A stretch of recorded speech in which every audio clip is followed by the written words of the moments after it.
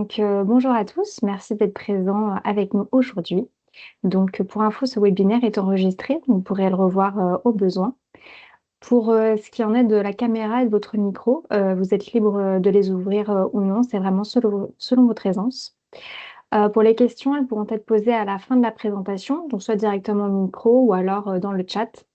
Donc pour ma part, je me présente, Anouchka Chambreau du groupe MISA. Donc aujourd'hui, j'ai le plaisir d'être accompagnée par Michael Simard, CEO d'Arlix, qui va vous présenter sa solution de véhicule utilitaire autonome. Donc ce webinaire s'inscrit dans la campagne Les innovations minières en mouvement, qui est issue de notre parcours Vortex chapitre IoT. Donc je tiens à dire un grand merci à notre partenaire 48e Nord pour sa collaboration dans cette initiative. Je vais maintenant laisser la parole à Mickaël et puis je serai de retour à la fin pour la période de questions. Parfait. Bonjour. Enchanté tout le monde. Merci de vous présenter. C'est gentil. Je vais présenter mon écran. Je vais dire quand vous allez être en mesure de le voir, s'il vous plaît. C'est bon, on le voit. Parfait. Bonjour, Michael Simard, CEO d'Arlix, comme Anouchka me présenté. Aujourd'hui, ça me fait plaisir de vous présenter un peu nos avancements dans notre projet pour le véhicule Arlix. Un projet qui a été financé par le groupe MISA. Ça fait à peu près 2 ans qu'on travaille dessus. Je suis bien excité de vous montrer les avancements parce que dans les derniers mois, ça y va au toast, ça avance pas mal. Juste une petite mise en bouche, dans le fond, vous parler un peu d'Arlix. Dans le fond, j'ai l'entreprise, ça fait depuis 2015. Au début, c'était pour faire des sites web. J'ai fini mon bac en génie robotique, fait un gros pivot pour les véhicules autonomes. On a saisi une opportunité avec le groupe MISA, donc on s'est mis à 100% dans le développement de véhicules autonomes miniers, en fait. On voit ici l'équipe, une équipe très multidisciplinaire. J'essaie d'avoir parité homme-femme, j'essaie beaucoup pour être un peu inclusif. Dans le fond, on est principalement au niveau technique des spécialistes en robotique. François Ferland ici, qui est professeur à l'Université de Sherbrooke en robotique. J'ai des techniciens ingénieurs en robotique également. Au niveau des partenaires, évidemment, le groupe MISA, qui est partenaire avec nous depuis plusieurs années, 48e Nord, et aussi Cadence, qui sont nos spécialistes terrain, avec qui on a beaucoup appris dans le domaine minier dans les dernières années. Et nous, juste pour vous faire comprendre, on a pris la décision stratégique cette année de vraiment se focaliser à 100% au marché minier. On a beaucoup d'opportunités dans d'autres marchés, mais on a pris la décision d'être 100% minier pour vraiment être des spécialistes de tout ce qui est logistique autonome sous terre. Donc, on veut vraiment être verticalement intégré. Du véhicule, oui, mais tout ce qui est la solution autour et l'accompagnement. On est vraiment des roboticiens terrain. Donc, oui, la théorie, oui, la simulation, mais plus souvent on est sur le terrain testé, plus heureux on est, en fait. Notre solution, dans le fond, elle s'inscrit directement dans les enjeux actuels de l'industrie minière. Il y a plusieurs enjeux, mais les 3 principaux, manque de monde, sont de plus en plus chers, de plus en plus durs à trouver. Pression environnementale, on va avoir moins d'émissions, moins d'empreintes environnementales, mais aussi les minéraux de plus en plus rares, de plus en plus profonds, de plus en plus complexes à aller chercher. Donc, tout ça ensemble met beaucoup de pression sur l'industrie minière et est de plus en plus efficace. Et nous, notre solution, on travaille sur les 3 problématiques, mais plus principalement sur le fait que c'est profond. Parce que dans le fond, une mine, vous allez voir, vous voyez ici à droite, là, mon petit paint art, artiste que je suis. En gros, une mine sous terre peut avoir un shaft, un ascenseur, peut avoir un tunnel. Mais ce qui est important à comprendre, c'est quand il y a un tunnel, il y a une voie la plupart du temps. Donc, on ne peut pas, quand on se croise, la personne doit reculer pour se cacher, pour laisser passer les autres. Donc, plus la mine est profonde, plus il y a de trafic, plus c'est complexe. Puis, vous donner une idée, LZ5 environ, qui est une mine en Abitibi, fait environ, grosso modo, peut-être un peu moins, mais autour de 1 million de dollars de profit par jour, répartis sur 88 cycles. C'est-à-dire qu'il y a 88 voyages de minerais qui se passent pour faire 1 million de dollars de profit. Donc, il y a beaucoup de profit en jeu sur peu de cycles. Donc, le trafic a un gros importance, dans le fond, sur tout ce qui est profit dans les mines. On a un cas ici typique. Ça peut être entre 10 et 30 000 dollars de profit par voyage. Pour vous donner une idée, représentant une minière sont devant une situation où on veut monter plus de minéraux. Pour ça, on doit mettre plus de véhicules, mais en mettant plus de véhicules, on cause du trafic, donc on ralentit la cadence. Donc, à un moment donné, il y a une limite à racheter des véhicules. Il y en a beaucoup trop. Et présentement, ce qui serait merveilleux, c'est d'enlever tous les véhicules qui ne sont pas pour transporter du minerai, mais ça, on ne peut pas. Donc, nous, notre solution, où est-ce qu'elle vient s'inscrire? C'est dans la période de dynamitage. Parce que ça, ici, c'est un quart de 12 heures. C'est un exemple. En gros, là, il y a 2 fois 8 heures de production, puis on doit shrinker 1 million de profits en 2 fois 8 heures. Puis dans ces 8 heures-là, bien, le transport de minerais, du transport de matériel de construction, personnel, arpentage, maintenance, il y a beaucoup, beaucoup, beaucoup de stocks qui se passent en si peu de temps. Et nous, ce qu'on veut faire, c'est déplacer le transport de matériel pour le faire durant une période qui est présentement sous-optimisée, qui est la période de dynamitage. Parce qu'une mine, les personnes qui sont de la surface prennent à peu près 1 heure pour rentrer, aller s'installer. Il y a le corps de production. Par la suite, tout le monde doit sortir parce qu'on dynamite et on doit faire évacuer les gaz. Et ça dépend des mines. Ça peut varier d'1 heure à 3 heures pour l'évacuation des gaz. Il n'y a pas beaucoup de choses qui se passent. Puis présentement, il y a des minières qui automatisent cette période-là, mais c'est principalement pour le transport de minerais qui c'est automatisé. Il n'y a pas vraiment encore, en date aujourd'hui, du transport de matériel automatisé. Donc, Arlix, présentement, c'est la seule technologie sur le marché qui est capable d'enlever du trafic du corps de production et de le déplacer dans le dynamitage, tout ce qui est matériel. Et ça fait sauver beaucoup de temps. Il suffit d'avoir un voyage de plus par jour pour faire sauver 10 000 $ par jour aux minières. Donc, nous, ce qu'on promet, ce qu'on met de l'avant, c'est qu'en 1 mois, il y a un retour sur investissement parce qu'on met pour hypothèse qu'il y a un chargement de minerais de plus par jour qui peut être fait. Et ça, c'est parce qu'on retire un gros chunk de ces logistiques dans le corps de production pour le mettre dans le corps de dynamitage et de ventilation. En plus de ça, économie sur le diesel, parce que nos véhicules sont 100% électriques. Et oui, électriques, mais c'est des petits véhicules qui sont rechargeables sur le 120 ou 240, donc pas besoin d'installer une nouvelle sous-station. Et en plus de ça, je ne peux pas le dire, mais c'est exactement les mêmes cellules qu'un des 3 gros OEM présentement au niveau des batteries. Donc, cellules très robustes, testées sur le terrain. On est très confortable avec ce choix de technologie-là. Et en plus de ça, électrique, pas d'émissions, donc aligné avec les objectifs GES de l'entreprise, mais aussi moins de besoin de ventilation, donc réduction des coûts pour la ventilation. Donc, c'est une situation qui fait gagner sur plusieurs niveaux à la fois. Et la solution, comme vous l'avez vu sur la page de présentation, bien, c'est le véhicule Arlix modulaire, dans le fond. C'est un véhicule qu'on a fait à partir de zéro, fait 100% pour l'industrie minière. Une charge utile de 10 000 livres qui a été testé dans des pentes de 21%. Donc, 21%, c'est très à pic. Aucun problème, on a testé ça dans une mine, tout a bien été. Et dans le fond, la batterie est faite pour fonctionner de moins 40 à plus 50. Donc, pour une mine qui pourrait être au Nunavut ou une mine dans le fond d'une mine en Amérique du Sud qui pourrait être très chaude. La batterie fonctionne dans toutes les conditions. Comme je disais, sans émission, fonctionne sans GPS. Donc, on a notre propre algorithme de navigation sans GPS. On n'a pas de third party pour ça. Donc, c'est fait par Arlix, comme je disais, verticalement intégré, du hardware au logiciel à l'intégration. Et en plus de ça, notre frame est modulaire. Donc, on peut ajuster la taille du véhicule au besoin, mais aussi, je vais vous montrer dans la slide d'après, c'est un nouveau module là, qui vient tout juste de sortir du four, le autolatch qu'on appelle, qui permet de pouvoir se décharger de façon autonome sous terre et remonter à la surface. Comme ça, on peut avoir plusieurs trajets dans la période de sautage. Et ça, c'est le module autolatch. J'aurais aimé ça avoir des petites animations, mais le design était fini il y a à peu près 2 semaines, donc vous m'excuserez. Mais en gros, c'est un dock ici, un socle, qu'on peut venir mettre n'importe où est-ce qu'on veut. Dans la baie à matériel, on peut mettre ça dans les surfaces, pas les surfaces de travail, dans les tunnels, à l'extérieur. Il n'y a pas d'électronique, il n'y a rien de fancy dans ce deck-là. On peut venir le prendre avec un forklift, avec une chargeuse, le déplacer où est-ce qu'on veut. Et le véhicule peut venir lui-même déposer son plateau et remonter à la surface.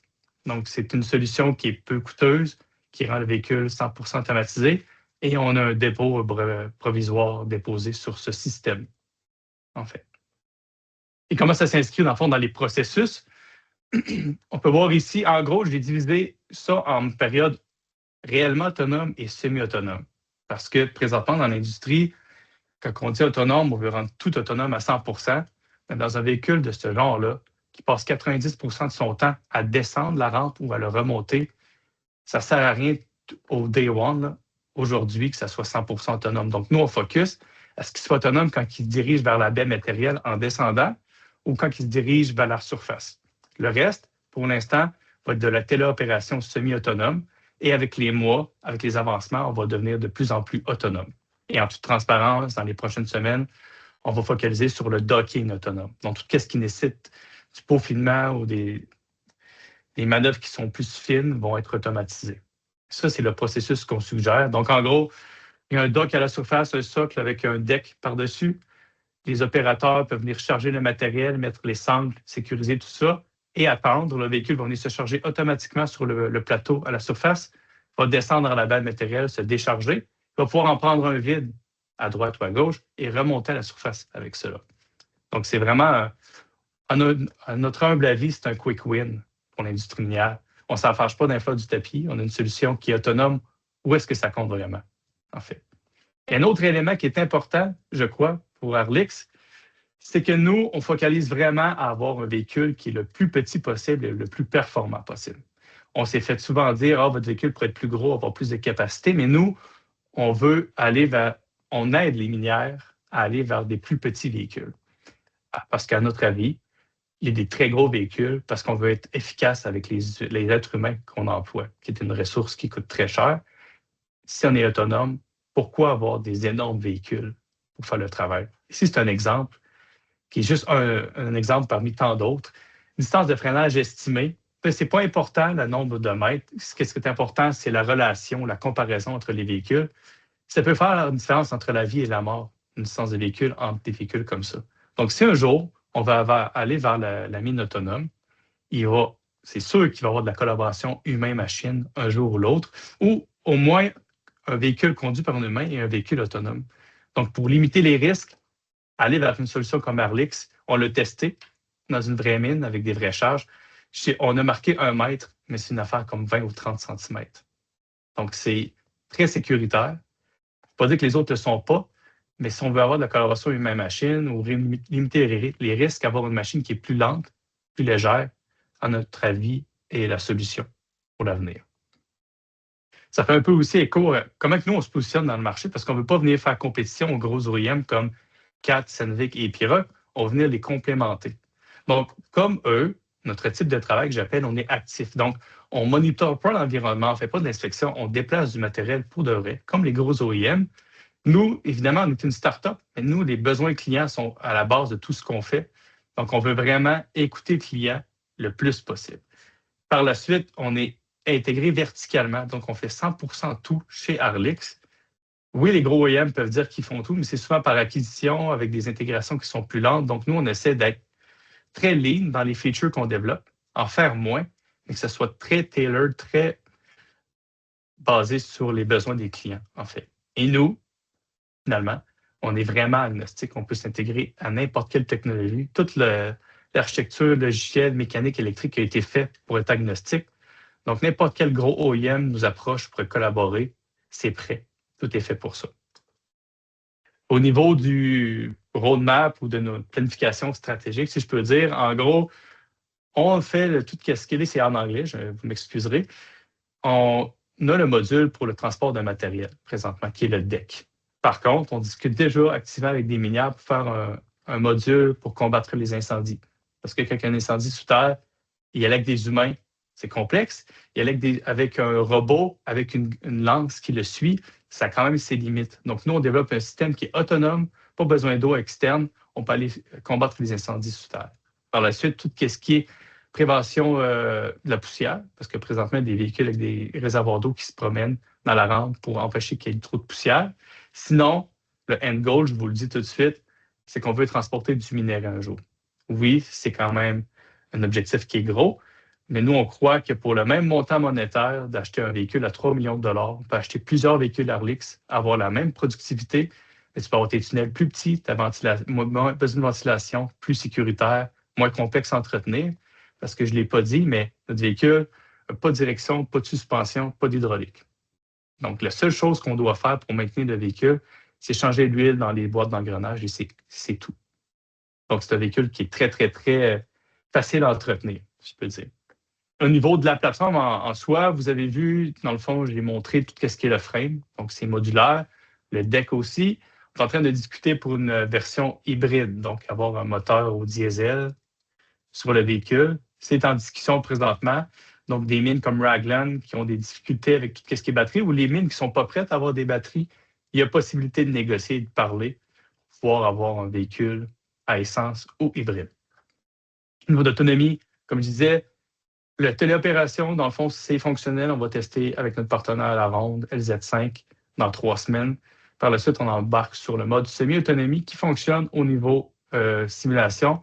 On va aller le tester à NORCAT au niveau terrain, si je peux dire. Par la suite, le Mindknife 5, qui est comme tout ce qui est mission-based, donc vraiment plus autonomie avancée. On va voir avec la minière qui va être prête à avoir ce niveau d'autonomie-là. Pas mal ça pour le roadmap. Ici, j'en ai parlé. En gros, OK, excusez-moi, le son, il fallait que je le coupe à 2 endroits. Vidéo de nos essais sous terre qu'on a fait chez LZ5 en août dernier. Dans le fond, ça, c'était des tests pour tester seulement l'aspect mécanique. Donc, on voulait tester au-dessus de 10 000 livres, au-dessus de 5 000 kilos, dans des pentes. Puis tout a super bien fonctionné au niveau mécanique. Les courants moteurs, les courants batterie, tout est en norme, tout est selon nos attentes. Donc, on est vraiment très contents. On a beaucoup appris de cette visite-là. LZ5 sont très gentils, nous ont donné beaucoup de commentaires pour améliorer la robustesse du véhicule. Ça a déjà été pris en compte, c'est déjà fabriqué. On va aller tester, comme je vous disais, dans 2-3 semaines. Ça a déjà été tout appliqué, dans le fond.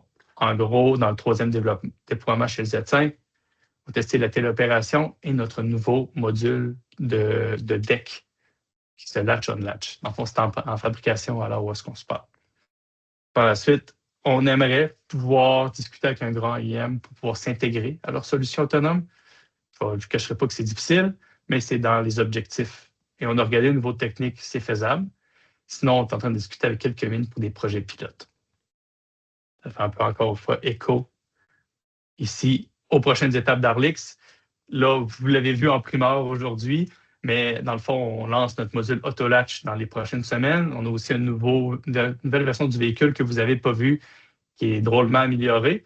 Mais aussi, l'objectif pour 2026, c'est de débuter un projet pilote avant la moitié de l'année. On va augmenter la maturité du produit. Là, on est à un TRL 7. On aimerait l'augmenter pour avoir un produit qui est presque certifiable, avoir nos premières précommandes cette année, et aussi avoir des vraies discussions sérieuses avec un OEM.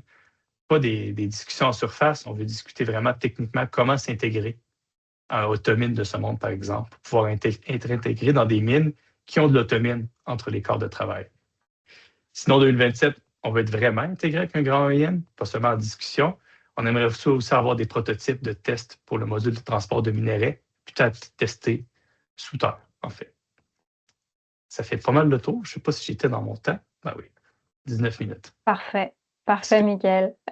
Merci beaucoup pour cette présentation. Donc, je suis dans le chat maintenant avec vous pour les questions, puis vous pouvez aussi lever votre main si vous préférez. Alors, on a déjà une question de Monsieur Bienvenu. Ça coûtera combien pour le modèle de base? C'est difficile à dire. C'est dans le mid-million, fait qu'autour de 500 000 $. Mais nous, on pousse beaucoup pour peut-être avoir un modèle Robot as a Service. Donc, tout est inclus de base. C'est un forfait mensuel. On est en train de regarder ça avec quelques partenaires présentement. D'accord. Louis Penn? Oui, Vous avez- bonjour. Bonjour. Bonjour, Mickaël. Très belle Bonjour. présentation et très beau projet. Félicitations. Merci. J'ai vu que le module Arlix peut être sur batterie électrique. Vous n'avez pas voulu mentionner le type de batterie, c'est bien correct. Et la question que j'avais, c'est présentement, vous voulez qu'il soit autonome quand il va sous terre, quand il va chercher du matériel. Comment ça va se passer pour transporter le matériel qui est au sol pour le mettre sur le véhicule, sur la plateforme? Si c'est à la surface, par exemple, je vais remonter mon écran. Je ne sais pas si ça va fonctionner comme que je le veux. On va voir.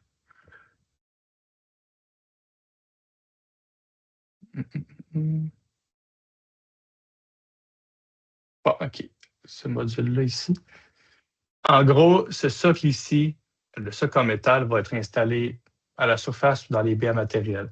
L'objectif dans les baies à matériel, ce n'est pas d'avoir ce socle-là, mais que la baie à matériel soit construite pour avoir les petits rails à gauche et à droite. Mais présentement, on a fait un socle autoportant pour les besoins de nos tests. Mais la beauté avec ce socle-là, c'est qu'à la surface de travail, dans un tunnel, on peut aller porter ce socle-là et le laisser là. Donc, en théorie, on n'aurait jamais besoin de débarquer ou de décharger le matériel, de le mettre au sol et resterait toujours sur le deck ici. Exemple, sur une surface de travail, on va porter le socle avec le deck. La personne peut venir se charger ou prendre le matériel directement de cet endroit-là. On le laisse à la surface de travail ou on le laisse à la surface. En gros, OK. ça répond à la question. Merci. Ouais, ça répond à la question, merci. Et l'autre question que j'avais aussi, ça sera quoi l'autonomie, mettons, de la batterie qui est dessus? C'est quoi la capacité de la batterie et c'est quoi l'autonomie? Oui, Mettons, mais l'autonomie, vu- ça dépend toujours, parce que ça dépend de l'angle de la pente dans la mine, la charge utile et aussi la profondeur. Mais présentement, avec une batterie de 27 kWh, on serait capable de faire un aller-retour pleine charge de la surface jusqu'au point le plus bas à la ronde, dans le fond. Il faut comprendre que ce véhicule-là, il peut fonctionner pour monter du matériel, comme du minerai, mais pas dans le contexte du transport de consommables. Il descend plein et remonte vide. Donc, son autonomie est beaucoup plus grande dans ce contexte-là. Mais nous, notre technologie est modulaire. Donc, on peut passer de 20 kWh, on peut monter du 40 ou du 60 kWh. Ça dépend. Mais il ne faut pas tomber dans le piège d'avoir un véhicule qui est surdimensionné, qui est trop gros, trop cher, trop lourd. On veut rester un petit véhicule agile, pas trop dispendieux. Donc, on joue dans le range de 20 à 40 kWh environ. OK, excellent. Et puis, ma dernière question, c'est est-ce que vous avez travaillé avec un autre partenaire pour avoir toutes les rampes, le déplacement dans la mine? Comment ça se passe que vous travaillez avec un autre collaborateur pour faire le chemin de déplacement du véhicule? Qu'est-ce que vous voulez dire par dans le fond, le mapping ou lui dire quel chemin emprunter, c'est ça? Exact. Ah, ça, c'est fait avec notre algorithme de navigation. En fond, comme je vous disais, ça fonctionne en simulation. Il faut le tester en vrai. Ça, c'est quelque chose qu'on va breveter, que présentement un ingénieur à la maîtrise qui travaille sur ce dossier-là, c'est de faire un path planning en 3 dimensions. Donc, ça, c'est fonctionnel. Donc, on part d'un point A à un point B et le système va tracer le chemin le plus efficace. Mais honnêtement, on ne se cachera pas, une mine, ça ne change pas tant que ça, surtout la rampe. Donc, s'il y a un chemin d'une gear B A jusqu'à la surface, le chemin ne changera presque jamais. Ce qui est important, c'est la gestion locale, donc la planification locale pour éviter les obstacles ou les collisions. C'est ça qui est important selon nous. Excellent. Merci. Merci beaucoup. C'est un très beau projet. Merci. John, et puis après, on passera aux questions qui sont dans le chat. Oui, bonjour. John Camuchon chez McLean. Dans votre présentation, on est le manufacturier du BT3, le boom truck. Peut-être le 4e OEM dans votre liste. Oui. McLean. Donc, détection de personnel. Est-ce que le véhicule détecte les personnes, se cache? Comment ça se passe? Oui. En fait, on a tous les capteurs intégrés, embarqués dans le véhicule. Mais, encore une fois, je ne vous cacherai pas, pour l'instant, on maximise tout ce qui est intercorps. Donc, quand la mine n'a personne sous terre. Nous, on cherche un quick win avec l'industrie. Donc, on va travailler dans une période où est-ce qu'il n'y a pas d'humain. Un peu comme Automine présentement. La différence, si je peux dire, avec les véhicules comme Automine, leur technologie a peut-être changé, mais je sais que les capteurs de sécurité étaient installés à des endroits qui faisaient en sorte que c'était quasi impossible de détecter les humains. Nous, notre véhicule est très petit. On a une couverture quasi 360 degrés présentement. Donc, on a fait les simulations. On est en train de faire justement les tests pour tout ce qui est radar de sécurité. Et présentement, il n'y a aucune zone grise ou aucune zone morte pour les capteurs de sécurité. Donc, on est plusieurs modalités. C'est public, là, mais on a radar, lidar, caméra, présentement. S'assurer qu'on détecte bien les humains. Mais encore une fois, ce n'est pas notre objectif de déployer quand il y a des humains présentement. On veut le faire quand il n'y a personne sur Terre. Autre question. Vous dites que la technologie serait disponible à un autre OEM pour le déplacement de véhicules autonomes, quoi. Si j'ai bien compris? Oui. Okay. Ouais. Nous, on va venir s'intégrer. Je vais recevoir, dans le fond, une mission. Donc, nous, on a notre carte 3D locale sur le véhicule. Ça, c'est une chose qui est vraiment cool, que je n'ai pas parlé parce qu'on a juste 20 minutes. Mais toute la technologie autonome est embarquée sur le véhicule. On ne rely pas, on n'a pas besoin d'un système externe, d'un serveur externe pour savoir où est-ce qu'on est. Le robot est capable de le savoir lui-même. Par contre, dans un contexte comme Automine, on doit recevoir une mission, savoir à quel endroit où aller, et on doit savoir le véhicule d'Automine ou les autres véhicules où est-ce qu'ils sont pour accentuer la sécurité. C'est ça l'intégration avec un grand OEM que je discutais. On doit avoir une volonté des grands OEM de pouvoir nous intégrer à leur système. Chez McLean, on a l'entente avec l'Automine. Oui, je suis au courant. J'essaie de l'avoir aussi, mais c'est difficile. Avec Sandvik, avec Epiroc, à part Caterpillar, je crois qu'on a des ententes là-dessus. Puis on aimerait poursuivre certaines discussions hors ligne. J'ai juste pris le 1418 dans ton numéro de téléphone sur un des slides, si tu pourrais me donner l'adresse, s'il te plaît. Ouais, je vous partagerai dans tous les cas l'adresse courriel de Michael dans le chat juste à la fin. Vous pourrez le contacter.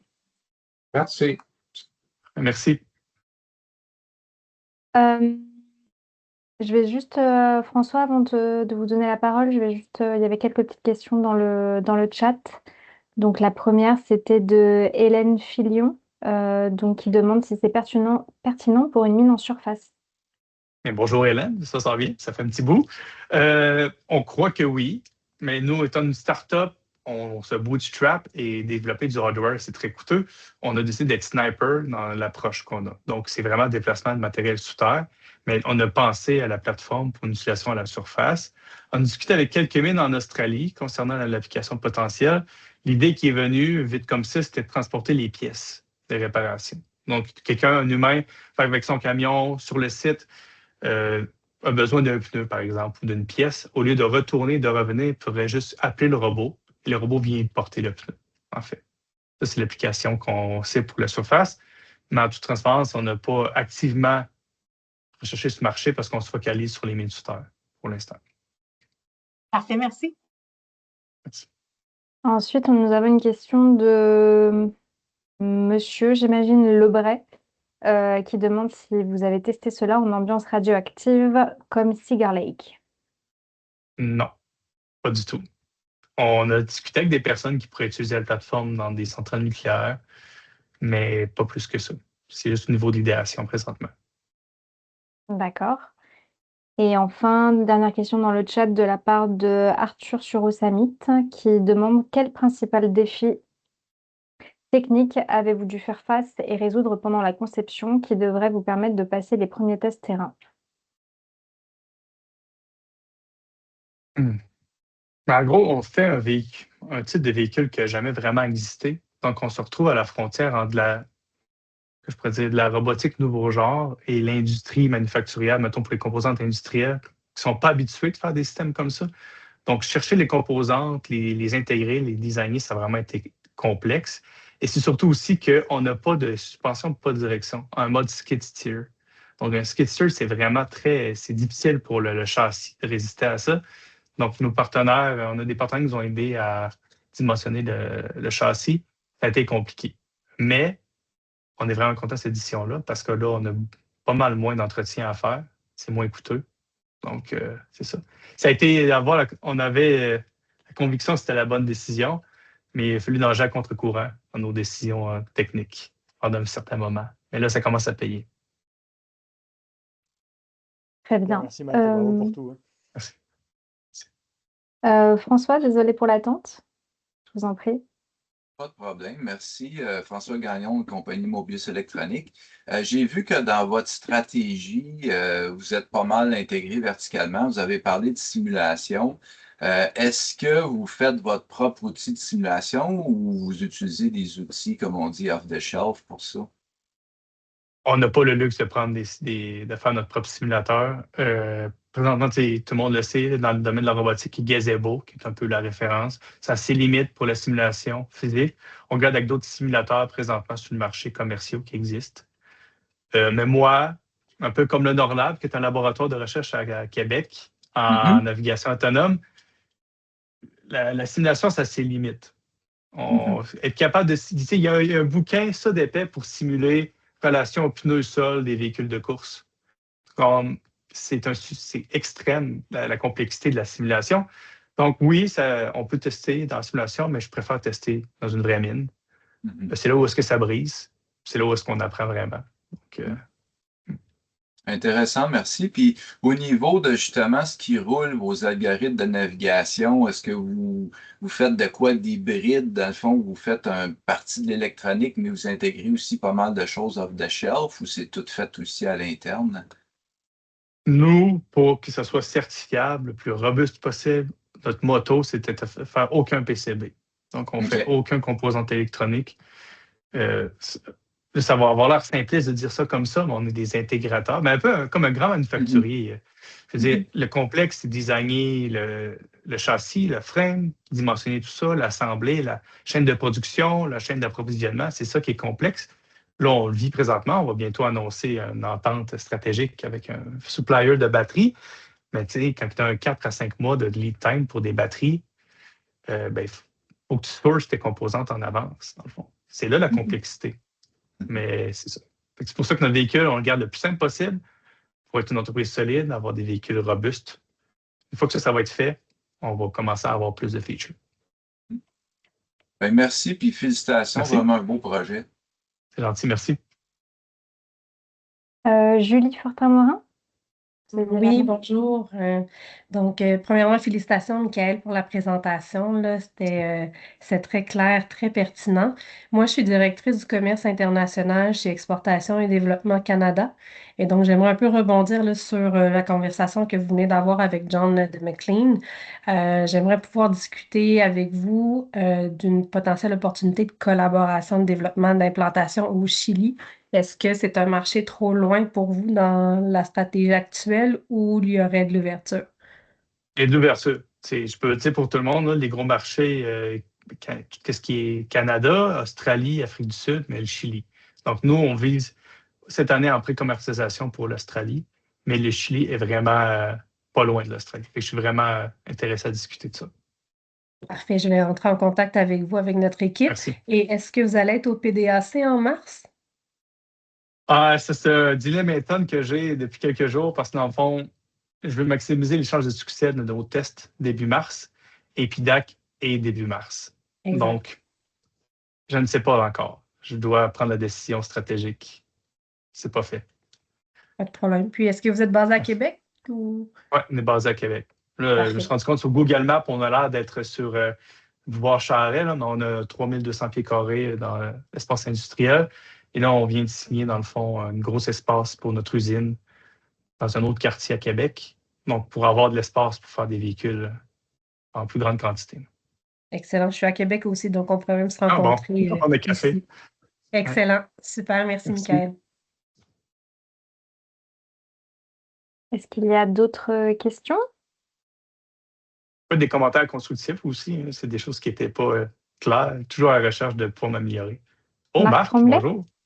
Oui, bonjour. Salut, Michael. Salut, Moi, ça j'avais va? une question. Oui, ça va bien. Je suis content de voir l'évolution que tu as faite avec ton produit. Merci. Une petite question comme ça, là, amener jusqu'à maintenant, là, tu l'as fait tu sais, là, il a viré combien de kilomètres, de mètres ou de quoi de même, tu sais, pour être capable de se baser sur la fiabilité un peu Ouais. de ta plateforme.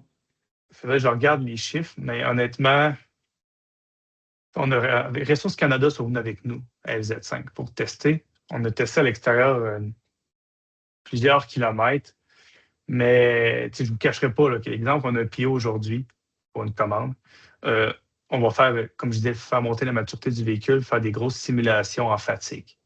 Parce que présentement, le véhicule n'a pas été testé en opération, mais peut-être que je regarde les chiffres pour être honnête, Marc. On est en train d'implémenter le compteur d'heures, là, mais c'est quelque chose dans notre pipeline que je veux depuis une couple de mois. Les gars disaient que c'était pour urgent.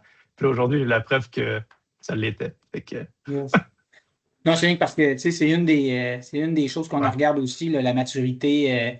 Finalement, c'est la fiabilité de l'équipement. On peut voir que tes composantes sont. L'environnement, ton autonomie, tout ça semble fiable, mais après ça, c'est dans un environnement minier. On sait tout que ça peut être difficile. Ça fait que c'est bon. Merci, Michael.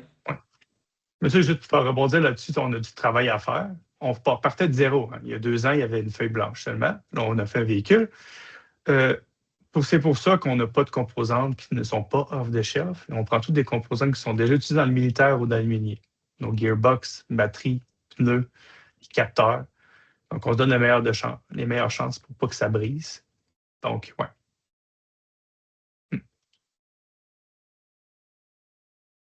Y avait-il d'autres commentaires ou questions? Il semble pas. Donc, s'il n'y a plus de commentaires ou questions, on peut procéder à la fermeture de ce webinaire. Donc, merci à vous tous pour votre participation. Donc, n'hésitez pas à contacter directement Michael si vous avez des questions. Je vais vous mettre son adresse courriel dans le chat et puis son numéro a déjà été mentionné dans la discussion. Donc, encore merci à toi, Michael, pour cette belle présentation. Merci. Et puis, un énorme merci à 48e heure également pour leur collaboration. Donc, je vous souhaite une belle journée et à bientôt. Merci beaucoup. Merci. Au revoir. Merci, au revoir. Merci, au revoir.